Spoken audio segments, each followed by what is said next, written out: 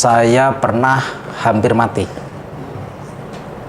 Saya kejadian itu kurang lebih 4 tahun yang lalu. Saya melawan ilmu santet dari Thailand. Dan dukun santetnya itu lebih dari 10. Saya sendiri.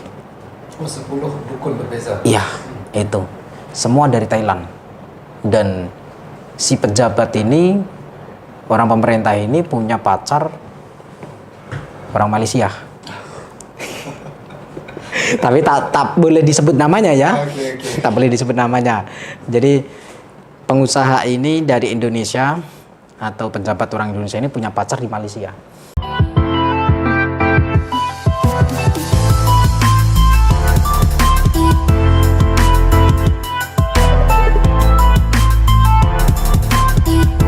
Cerita curhatan GNS saat di Malaysia tempo hari yang ceritanya banyak dirindukan netizen.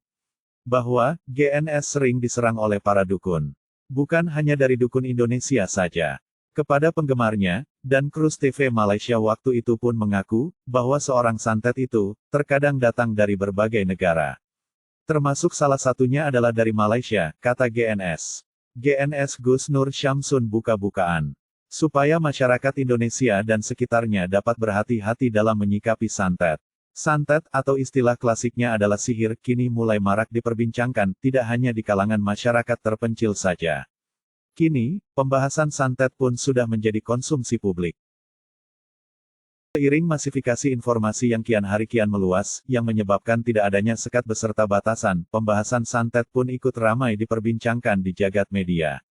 Viralnya pesulap merah dengan Gus Samsudin Jadab tempo dulu, mengandung reaksi publik dari Sabah sini. Baik yang mendukung pesulap merah, ataupun yang menolaknya. Nama pesulap merah ini adalah Marcel Radival. Si orang Malaysia ini putus, bubar atau apa, selesai lah, pacarannya selesai. Karena ketahuan istrinya. Si orang Malaysia ini minta tolong sama orang Thailand. Disantet lah. Itu hampir mati. Saya bantu. Tak bisa tidur selama 1 tahun. Melek terus. Siapa yang tak bisa tidur? Ya itu pejabat itu. Oh, okay. Nah, klien saya itu tak bisa tidur. Nah, saya lihat udah berobat ke kiai-kiai, ke ustadz-ustadz, tak sembuh-sembuh. Saya jumpa, saya diundang. Saya lihat, saya tak kuat. Saya bilang gitu. Saya cakap gitu, saya tak mampu, Pak. Saya menyerah. Saya baru lihat. Belum saya obati, belum. Saya doa belum, bismillahirrahmanirrahim belum. Saya baru lihat gitu. Saya mau pamit pulang, ditahan sama kakaknya, sama abangnya. Gus, tolong bantu adik saya. Jangan biarkan dukun santet itu bisa mengalahkan. Gus kan sudah berserah sama Allah. Wah, kalau sudah bawa-bawa Allah, saya ya. Saya kalah. Akhirnya saya berdoalah, membantu. Di situ saya sudah sampai muntah darah. Mual, perut sakit, panas, keluar darah, ceret, mata keluar darah, ceret, telinga keluar darah, hidung keluar darah. Bawah sini, mohon maaf, bawah itu keluar darah. Itu. Sampai saya itu udah hampir pingsan begini. Saya udah gak kenal namanya orang-orang ini, gak kenal. Bahkan nama diriku sendiri hampir gak kenal. Masa baru bermula tuh? Iya, itu. Saya sudah lemes. Udah mata sudah memerah, telinga udah darah semua. Dan saya pasrah sama Allah. Saya sudah terkapar di tanah, terkapar di lantai. Saya dalam hati saya berdoa. Mulut saya nggak bisa ngomong. Saya gini aja, udah hampir mati lah. Dalam hati saya berdoa, ya Allah, jika Engkau mengizinkan saya hidup di muka bumi ini untuk kebaikan, untuk umatmu, dengan cara yang baik, dengan tujuan yang baik,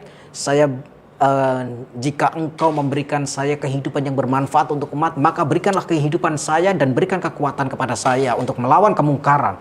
Bila mana sebaliknya, ya Allah, Engkau menakdirkan saya untuk menjadi orang yang jahat, matikan saya saat ini. Kau menakdirkan saya untuk menjadi orang yang jahat, matikan saya saat ini.